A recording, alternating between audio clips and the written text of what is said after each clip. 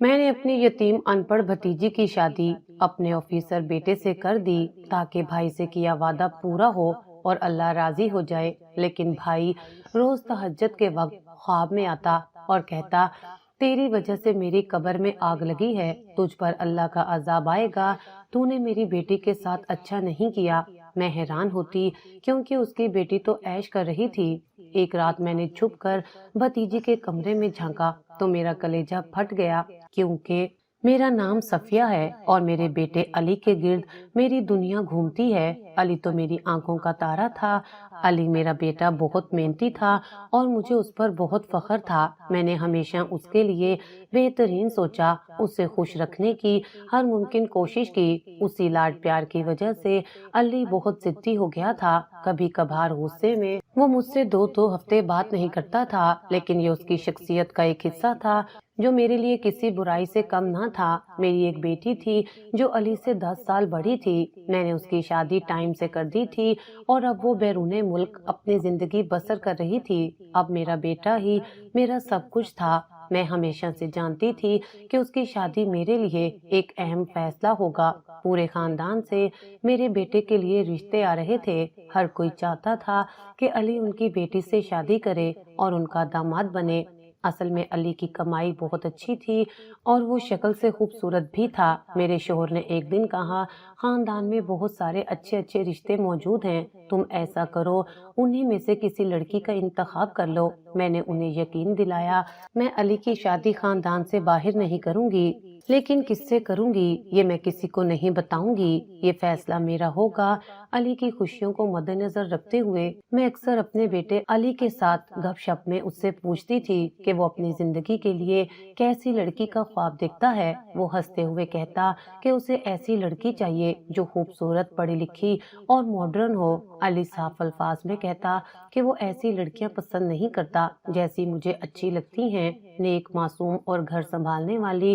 میں نے ایک دن اس سے کہا، تمہاری بیوی نیک کیوں نہ ہو؟ علی نے فوراً جواب دیا، اتنی بھی نیک نہ ہو کہ میں کسی دن اسے پارٹی میں لے جانا چاہوں اور وہ برقع پہن کر کھڑی ہو جائے، کہے کہ میں تو پردہ کرتی ہوں۔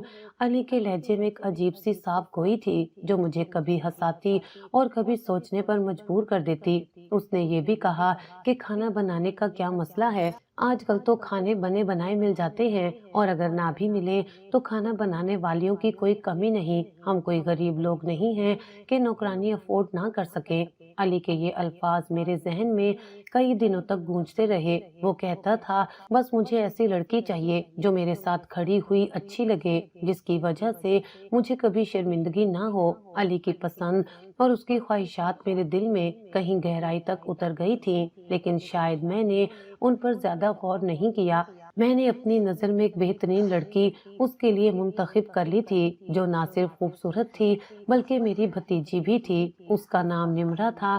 وہ بچپن ہی میں یتیم ہو گئی تھی اور دوسروں کے رحم و کرم پر پرورش پائی تھی، شاید اسی لیے مجھے اس کے لیے خاص ہمدردی تھی۔ نمرہ بہت معصوم تھی، اخلاق سے بھرپور اور گھریلو کام کاج میں ماہر۔ وہ ایک ایسی لڑکی تھی جسے میں ہمیشہ اپنی بہو کے روپ میں دیکھنا چاہتی تھی۔ نمرہ کی زندگی جدوجہد سے بھری ہوئی تھی۔ اس کے والدین کا سایہ اس کے سر سے جلدی اٹھ گیا تھا اور اس کی تعلیم تقریباً نہ ہونے کے برابر تھی۔ شاید اسے اپنا نام لکھنا بھی نہ آتا ہو، لیکن یہ باتیں میرے لیے زیادہ اہم نہیں تھیں۔ میرے لیے اہم یہ تھا کہ وہ خوبصورت تھی، کھانا بنانے میں ماہر تھی اور گھر کو سنبھالنے کی صلاحیت رکھتی تھی۔ اس کی معصومیت اور سلیقہ مندی مجھے ہمیشہ سے متاثر کرتی تھی۔ مجھے معلوم تھا کہ علی کی خواہشات کچھ اور تھیں اور وہ ایک ماڈرن، پڑھی لکھی اور آزاد خیال لڑکی کا خواہش مند تھا، لیکن میں نے اپنی ماں کی محبت اور ساس بننے کے جذبات کو ترجیح دی۔ علی کی فرمائش میرے ذہن کے کسی گوشے میں رہ گئی اور میں نے یہ فیصلہ کیا کہ میری بہو نمرہ ہی ہوگی۔ نمرہ کے مقابلے میں خاندان کی باقی لڑکیاں بہت مختلف تھیں۔ وہ زیادہ تر فیشن اور میک اپ میں مصروف رہتی اور اپنے گھریلو فرائض سے بے پرواہ نظر آتی۔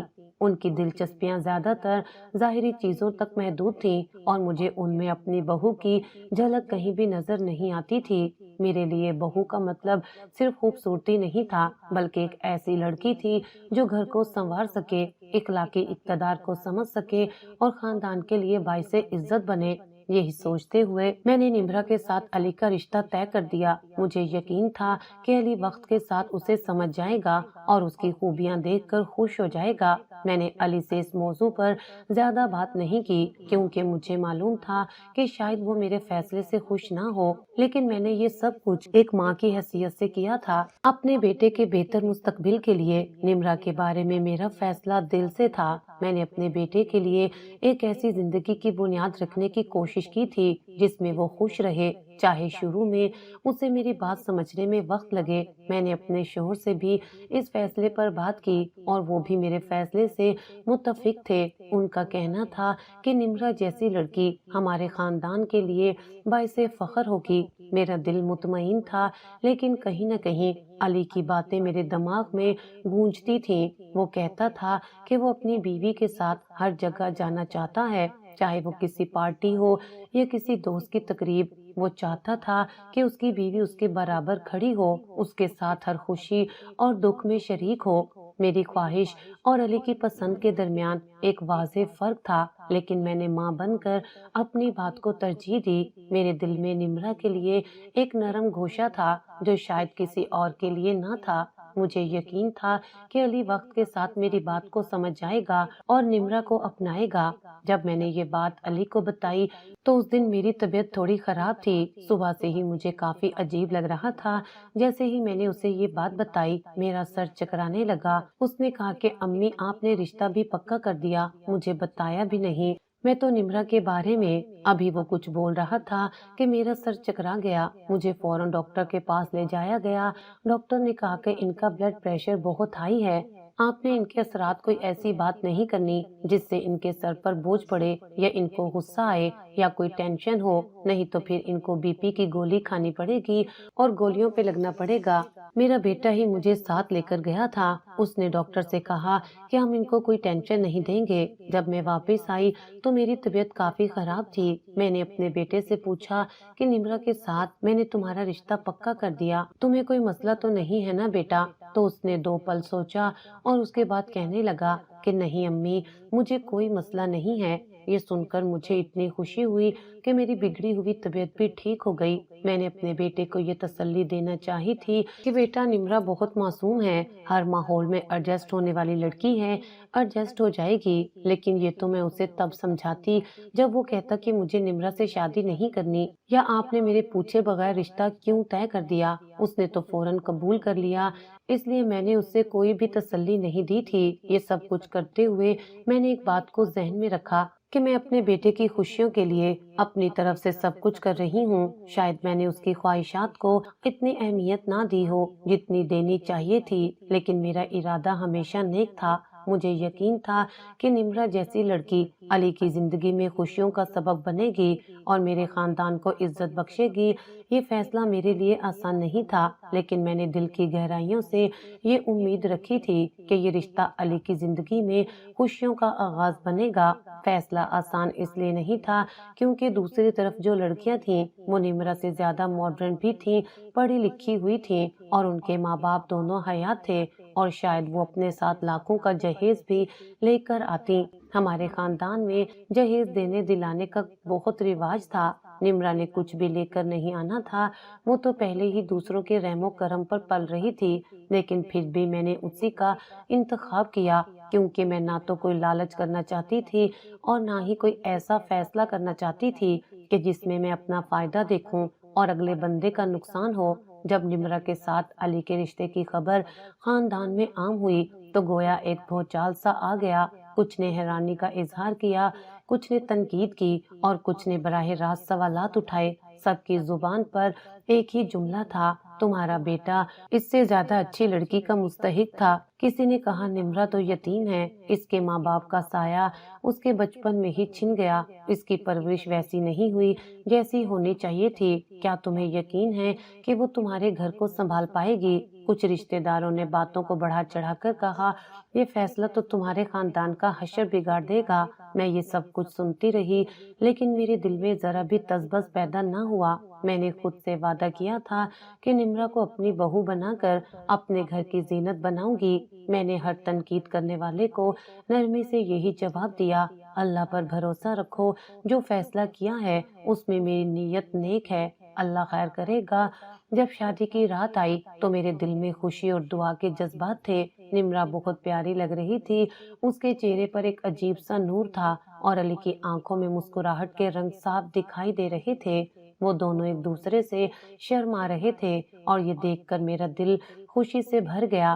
رات کو جب سب مہمان اپنے اپنے کمروں میں چلے گئے تو میں بھی آرام کے لیے اپنے کمرے میں آ گئی، مگر علی کے کمرے سے آنے والی عجیب و غریب آوازیں میرے دل کو بے چین کرنے لگیں۔ میں نے سوچا کہ دروازہ بجا کر دیکھ لوں کہ سب خیریت ہے یا نہیں، لیکن پھر خیال آیا کہ یہ نئے نویلے جوڑے کی نجی زندگی ہے اور اس طرح کمرے کا دروازہ کھٹکھٹانا مناسب نہیں ہوگا۔ میں نے خود کو سمجھایا کہ شاید یہ میرا وہم ہے اور دعا کرتے ہوئے میں سو گئی۔ صبح ہوئی تو علی اور نمرا کے چہروں پر خوشی کے آثار دیکھ کر میری تمام بے چینی ختم ہو گئی۔ علی کی آنکھوں میں ایک عجیب سی چمک تھی اور نمرا کے چہرے پر خوشی کے رنگوں کا غلبہ تھا۔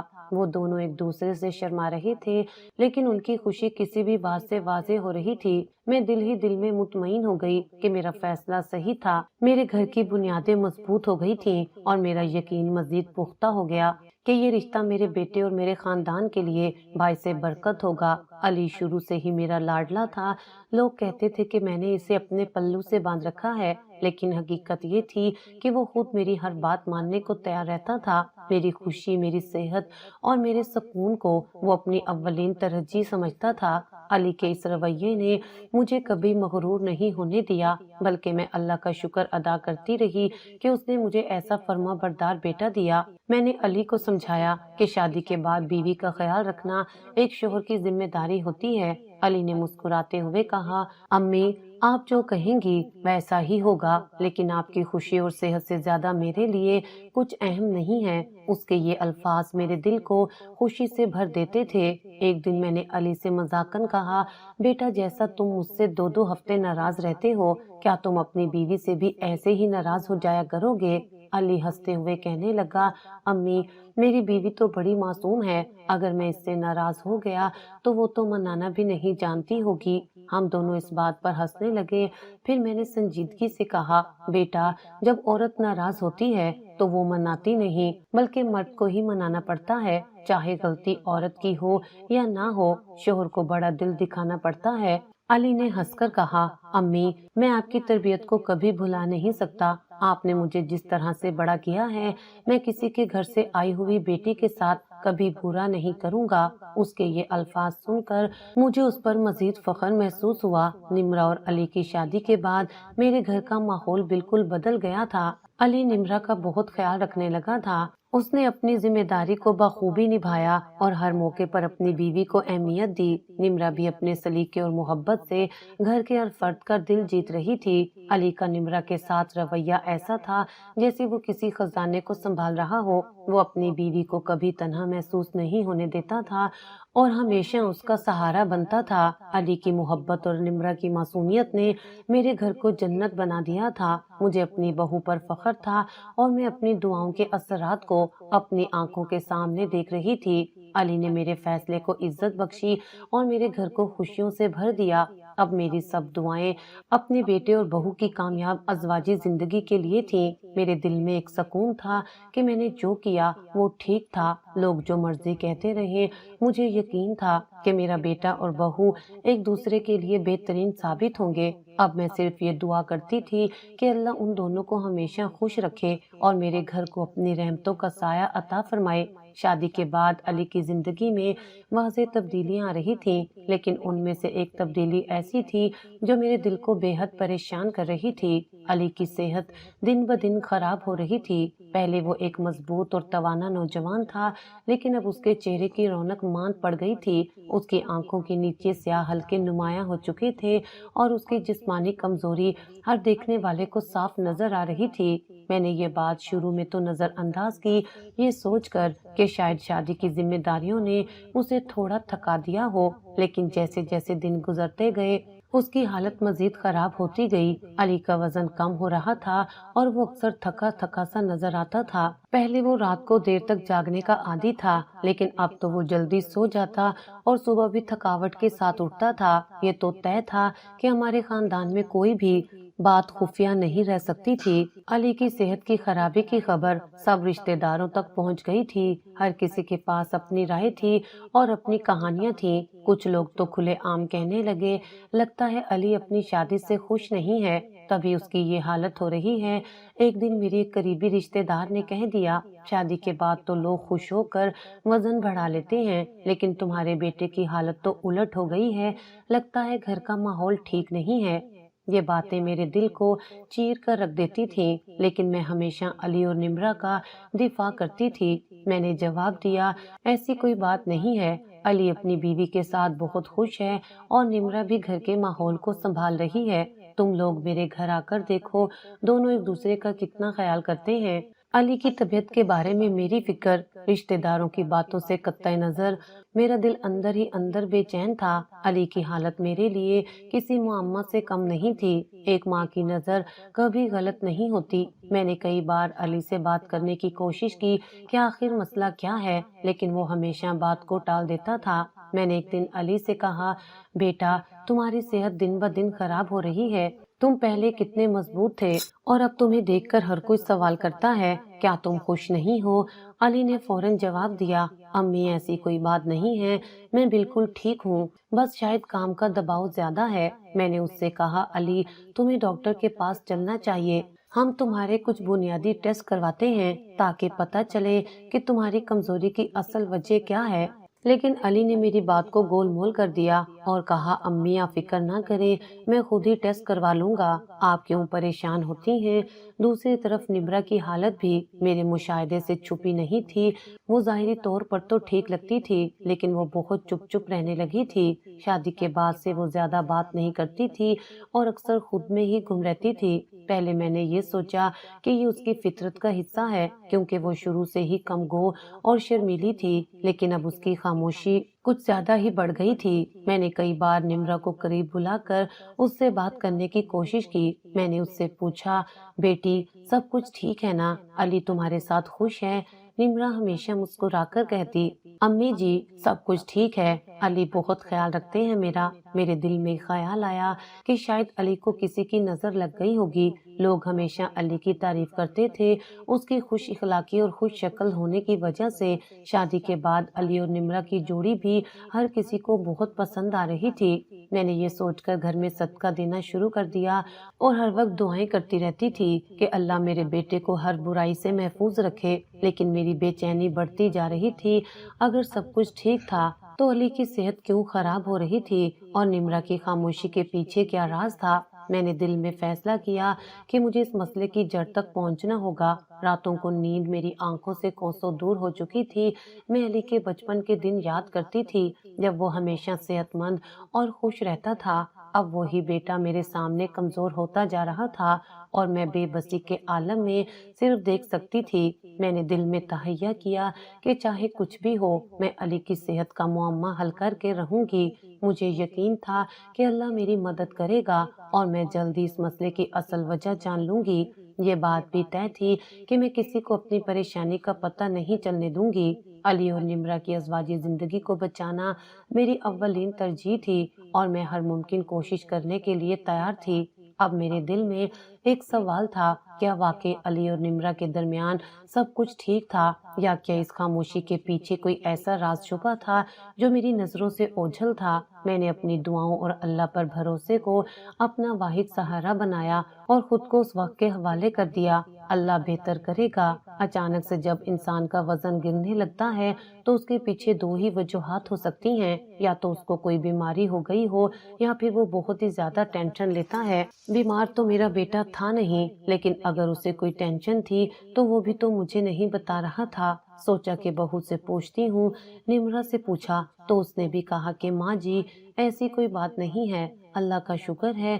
نمرہ کی طبیعت خراب ہونے کی خبر نے مجھے بے حد پریشان کر دیا تھا، لیکن جب ہم ڈاکٹر کے پاس گئے اور اس نے یہ خوشخبری دی کہ نمرہ ماں بننے والی ہے تو میری خوشی کا کوئی ٹھکانہ نہیں تھا۔ میں نے فوراً اللہ تعالیٰ کا شکر ادا کیا اور دل ہی دل میں یہ دعا کی کہ سب کچھ خیریت سے ہو۔ میرے لیے یہ خبر کسی نعمت سے کم نہ تھی۔ گھر پہنچ کر میں نے یہ خوشخبری علی کو بھی سنائی۔ وہ خوش نظر آیا لیکن اس کی آنکھوں میں کچھ سوچ کی جھلک تھی۔ میں نے اس سے پوچھا کہ وہ کس بات پر غور کر رہا ہے۔ علی نے جھجکتے ہوئے کہا، امی، بچے کے آنے کے بعد اخراجات بہت بڑھ جائیں گے، مجھے یہ فکر ہے کہ سب کچھ کیسے مینج ہوگا۔ میں نے اس کے کندھے پر ہاتھ رکھا اور مسکراتے ہوئے کہا، بیٹا، اللہ ہر جان کے ساتھ اس کا رزق بھیجتا ہے، تم خرچوں کی فکر چھوڑو اور بچے کی صحت کے بارے میں سوچو، سب کچھ اللہ بہتر کرے گا۔ میری بات سن کر علی نے ایک مطمئن سی مسکراہٹ دی، لیکن وہ پھر کسی گہری سوچ میں لگ رہا تھا۔ جب نمرا نے یہ خوشخبری سنی تھی تو اس کے چہرے پر ایک عجیب بے سکونی دکھائی دی۔ وہ خوش تو تھی لیکن اس کی آنکھوں میں خوف یا پریشانی کی جھلک تھی جو میں سمجھ نہیں پا رہی تھی۔ میں نے اس سے پوچھا کہ کیا بات ہے، لیکن وہ ہمیشہ کہتی، امی کچھ نہیں، میں بالکل ٹھیک ہوں۔ چند ہفتے گزر گئے اور میں نے نمرا سے دوبارہ ڈاکٹر کے پاس جانے کو کہا۔ ڈاکٹر نے پہلے ہی بتایا تھا کہ حمل کے ابتدائی دن بہت نازک ہوتے ہیں، اس لیے باقاعدہ چیک اپ ضروری تھا۔ لیکن جب میں نے یہ بات نمرا سے کی تو اس نے ایک لمحے کے لیے نظریں جھکا لیں اور کہا، امی، اب چیک اپ کی ضرورت نہیں ہے۔ میرے دل میں کھٹکا ہوا اور میں نے کہا، کیوں بیٹی، کیا بات ہے؟ نمرا نے گہری سانس لی اور پھر کہا، امی، حمل ضائع ہو گیا ہے، قدرتی طور پر یہ سب ہو گیا۔ یہ سن کر میں دنگ رہ گئی، میری آنکھوں کے سامنے اندھیرا سا چھا گیا۔ میں نے فوراً نمرا سے پوچھا، یہ سب کیسے ہوا اور تم نے مجھے پہلے کیوں نہیں بتایا؟ نمرا نے نظریں جھکا کر کہا، امی، میں نے علی کو بتایا تھا لیکن اس نے کہا کہ آپ کو پریشان مت کروں، اس لیے میں نے آپ کو نہیں بتایا۔ میری سمجھ میں نہیں آ رہا تھا کہ اس خبر کو کیسے ہضم کروں۔ ایک طرف میرے دل میں نمرا کے لیے ہمدردی تھی، اس نے یہ سب کچھ سہ لیا، اور دوسری طرف علی کے فیصلے نے مجھے حیران کر دیا تھا۔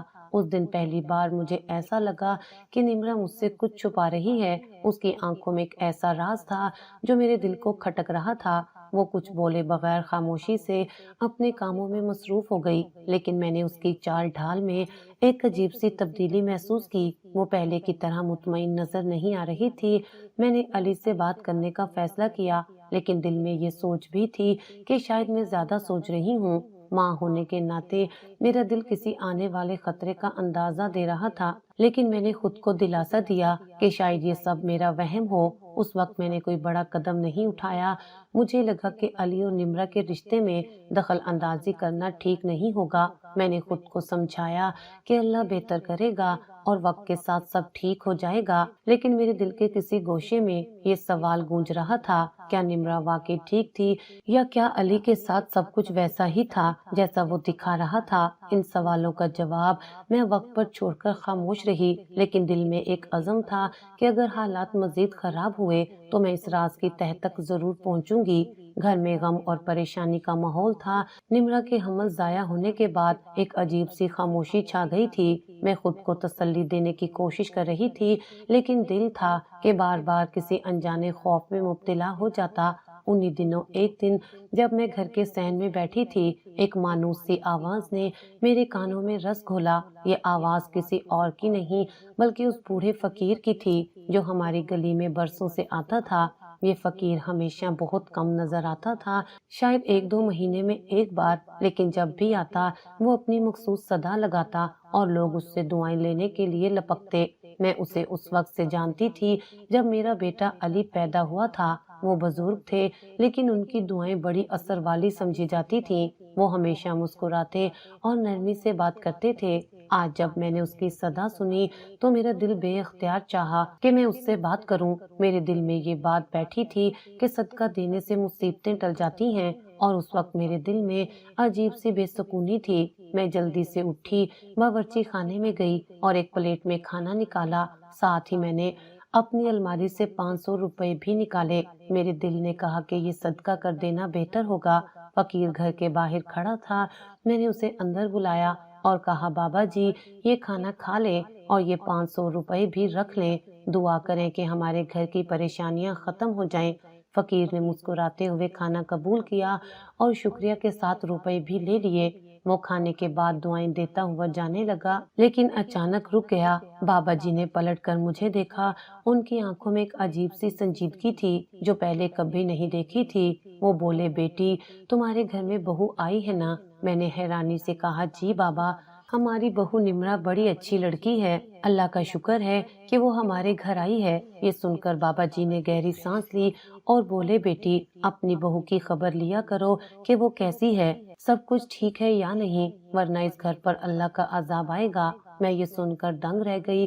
بابا جی کی باتوں میں خاص قسم کی سختی اور گہرائی تھی جو مجھے اندر تک جھنجھوڑ گئی۔ میں نے خود کو سنبھالتے ہوئے کہا، بابا جی نمرا تو بہت خوش ہے، ہم نے اسے مہارانی بنا کر رکھا ہوا ہے، میرا بیٹا علی بھی اس کا بہت خیال رکھتا ہے۔ بابا جی نے میری بات سنی، لیکن اس کے چہرے پر مطمئن ہونے کے آثار نہیں تھے۔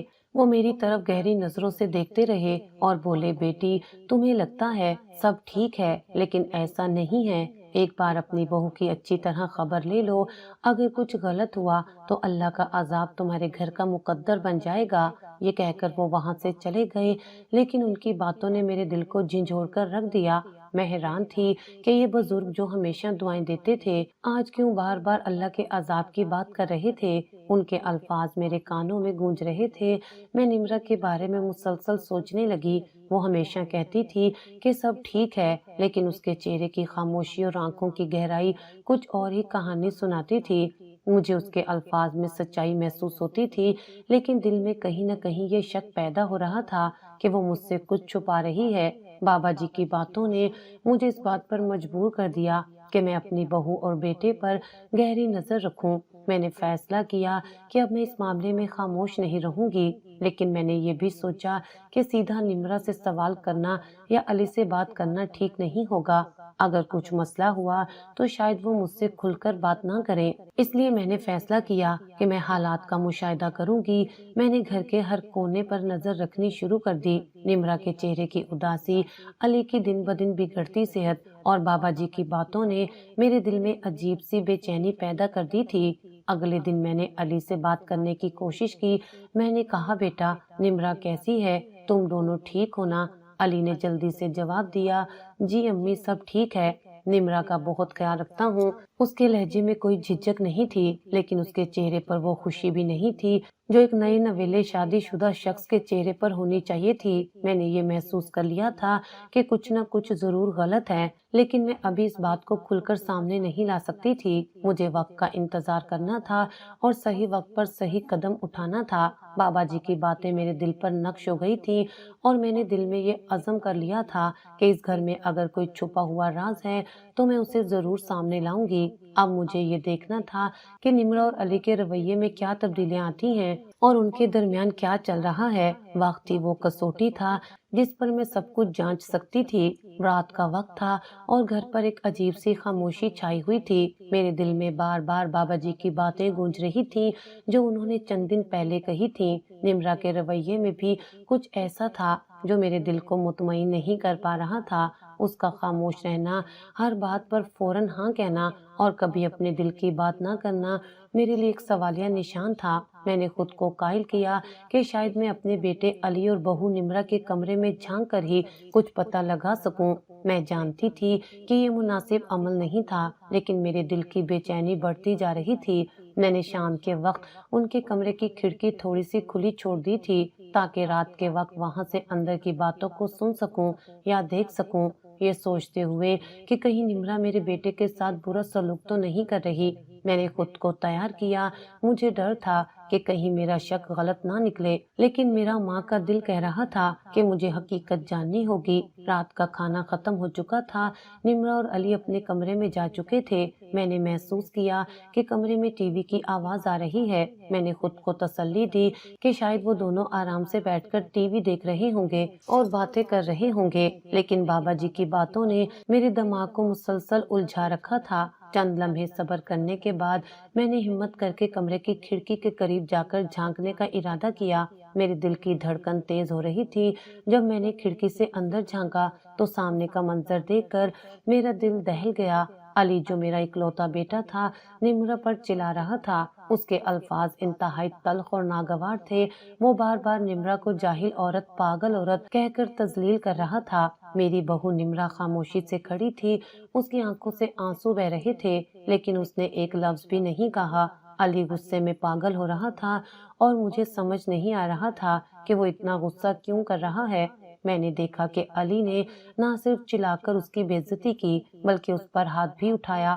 اس وقت میرا دل ایسا محسوس ہوا جیسے کسی نے اسے مٹھی میں جکڑ لیا ہو۔ میں نے کبھی سوچا بھی نہیں تھا کہ میرا بیٹا اس حد تک جا سکتا ہے۔ ٹی وی کی آواز اس قدر بلند تھی کہ کمرے سے باہر ان کی لڑائی کی آواز نہیں آ رہی تھی۔ میں ہمیشہ سمجھتی تھی کہ وہ دونوں کمرے میں بیٹھ کر ساتھ میں ہی ٹی وی دیکھتے ہیں اور وہ ایک دوسرے کے ساتھ خوش وقت گزارتے ہیں، لیکن حقیقت اس کے بالکل برعکس تھی۔ یہ منظر دیکھ کر میرا دل لرز اٹھا تھا۔ نمرا جو ہمیشہ خاموش رہتی تھی اتنے ظلم کو سہ رہی تھی اور کسی سے کچھ نہیں کہہ رہی تھی۔ میں نے سوچا کہ وہ شاید اس لیے چپ ہے کہ وہ اپنی عزت و گھر کو بچانا چاہتی ہے، یا شاید وہ یہ سمجھتی ہو کہ اگر وہ کچھ بولے گی تو بات مزید بگڑ جائے گی۔ میں چپ چاپ وہاں سے ہٹ گئی اور اپنے کمرے میں واپس آ گئی۔ میری آنکھوں میں آنسو تھے اور میرے دل میں عجیب سی کشمکش شروع ہو گئی تھی۔ میں سوچ رہی تھی کہ میں نے اپنی زندگی میں کہاں غلطی کی کہ میرا بیٹا اتنا بدتمیز اور ظالم ہو گیا۔ میں نے اسے ہمیشہ نرمی اور محبت سے لوگوں کے ساتھ پیش آنے کی تعلیم دی تھی، پھر آج وہ اپنی بیوی کے ساتھ اس طرح کیوں پیش آ رہا تھا؟ رات بھر میں سو نہ سکی۔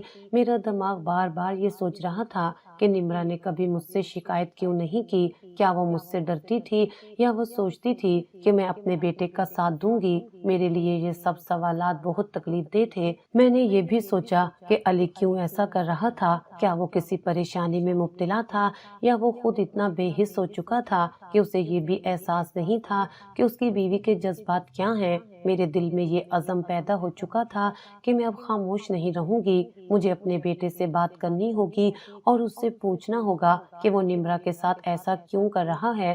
لیکن میں یہ بھی جانتی تھی کہ علی سے بات کرنے سے پہلے مجھے ایک حکمت عملی بنانی ہوگی تاکہ میں اس مسئلے کو سنبھال سکوں۔ میں نے یہ بھی فیصلہ کیا کہ نمرا سے بات کر کے اسے اعتماد میں لوں گی اور اس کی اصل حالت جاننے کی کوشش کروں گی۔ اگر نمرا نے مجھ پر اعتماد کیا تو شاید ہم دونوں مل کر علی کو سمجھا سکیں، لیکن اگر نمرا خاموش رہی تو مجھے خود علی کو صحیح اور غلط کا احساس دلانا ہوگا۔ اس رات میرے لیے سب سے بڑا امتحان یہ تھا کہ میں ایک ماں ہوتے ہوئے اپنے بیٹے کے غلط رویے کا سامنا کیسے کروں۔ کیا میں اپنی محبت اور جذبات کو ایک طرف رکھ کر اسے سوال کر سکوں گی یا میں ایک بہو کے لیے اپنی ماں کی حیثیت کو قربان کر دوں گی؟ یہ سب سوالات میرے دل و دماغ پر بوجھ بنے رہے، لیکن میں جانتی تھی کہ مجھے ایک فیصلہ لینا ہوگا۔ میری خوشی نمرا کے لیے مزید تکلیف دہ ہو سکتی تھی اور میں یہ کبھی برداشت نہیں کر سکتی تھی۔ یہ رات میری زندگی کی ان راتوں میں سے تھی جو ہمیشہ کے لیے میرے دل پر نقش ہو گئی۔ اس رات نے مجھے یہ سبق دیا کہ خاموش رہنے سے مسائل حل نہیں ہوتے، بلکہ کبھی کبھی بولنا اور صحیح وقت پر صحیح اقدام اٹھانا ضروری ہوتا ہے۔ اگلے دن میں نے نمرا سے بات کرنے کا ارادہ کیا۔ اس کے ساتھ وقت گزارنے کے بہانے میں نے اسے چائے بنانے کے لیے کہا اور کچن میں جا کر اس کے ساتھ بات چیت شروع کر دی۔ اس دن میرے دل میں وہ منظر بار بار گھوم رہا تھا جو میں نے رات کو کھڑکی سے جھانک کر دیکھا تھا۔ نمرا کو دیکھتے ہی مجھے اس کے چہرے پر اداسی اور بے بسی نظر آئی۔ جب میں نے اس سے پوچھا، بیٹی تم خوش تو ہو، سب کچھ ٹھیک چل رہا ہے نا؟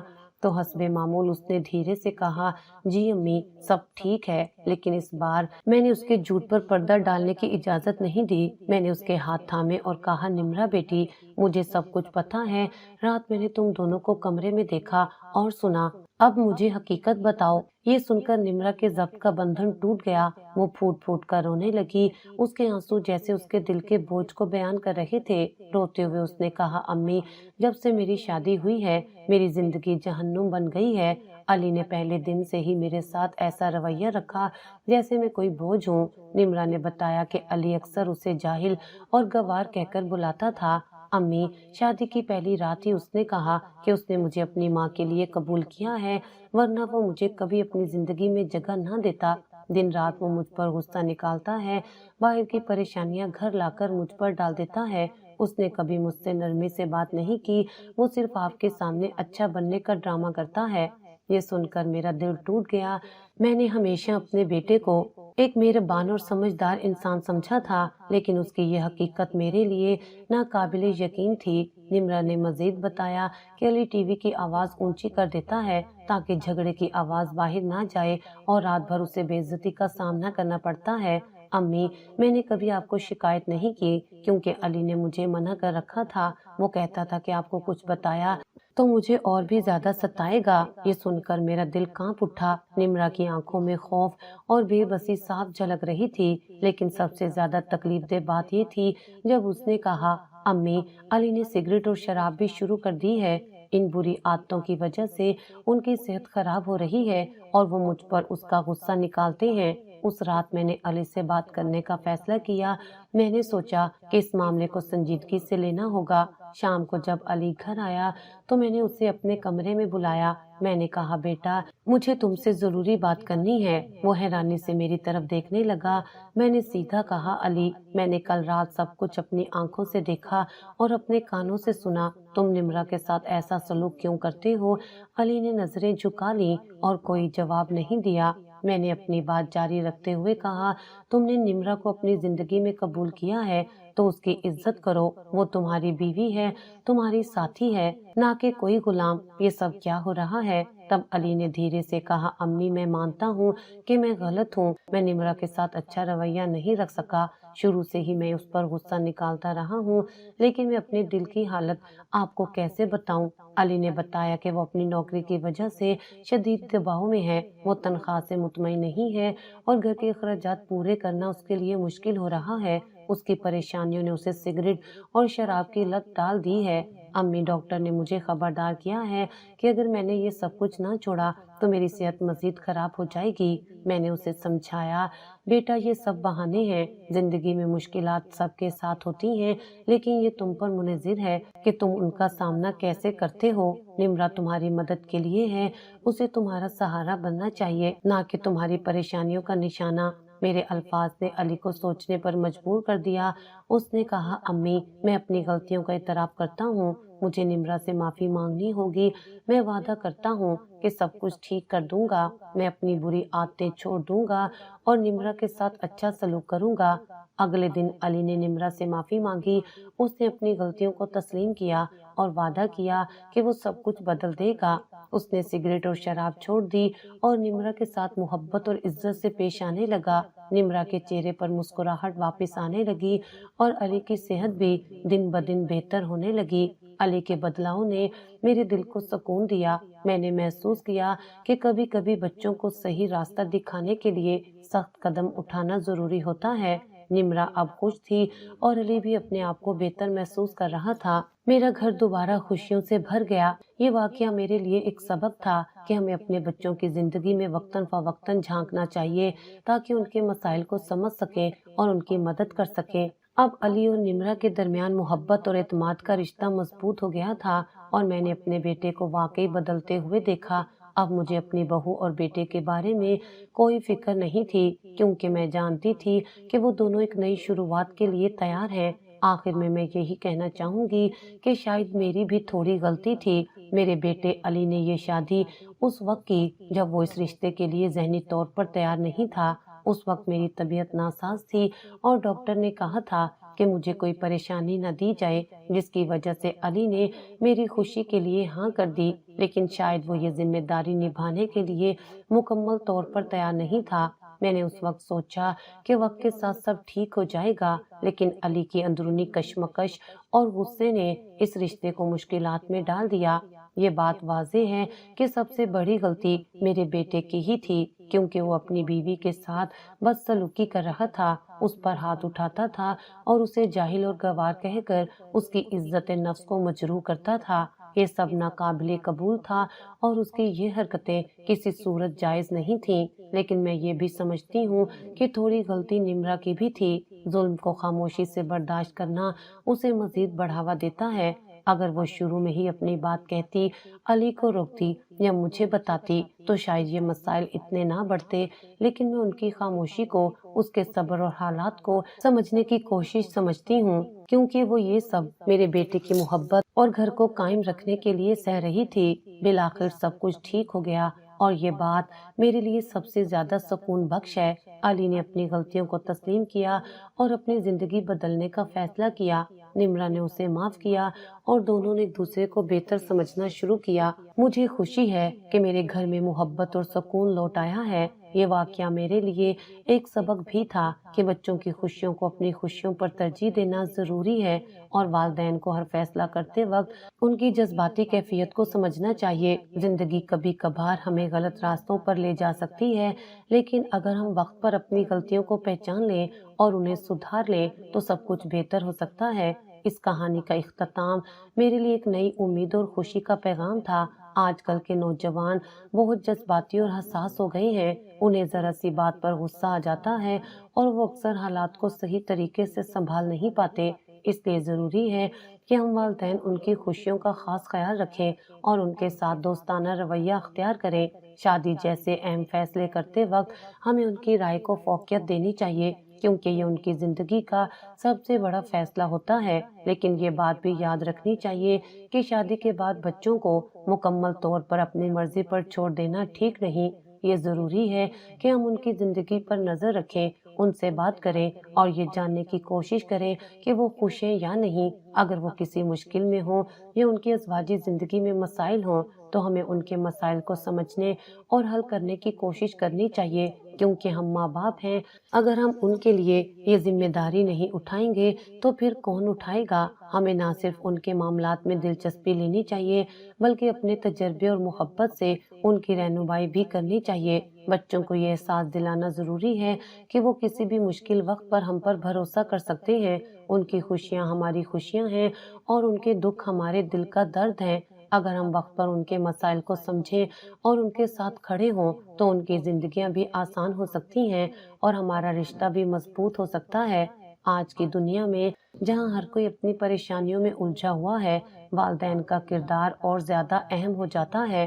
ہمیں نہ صرف اپنی اولاد کے لیے دعا گو رہنا چاہیے بلکہ ان کی زندگیوں کا حصہ بننا چاہیے تاکہ وہ جان سکیں کہ ہم ان کے ساتھ ہیں ہر حال میں۔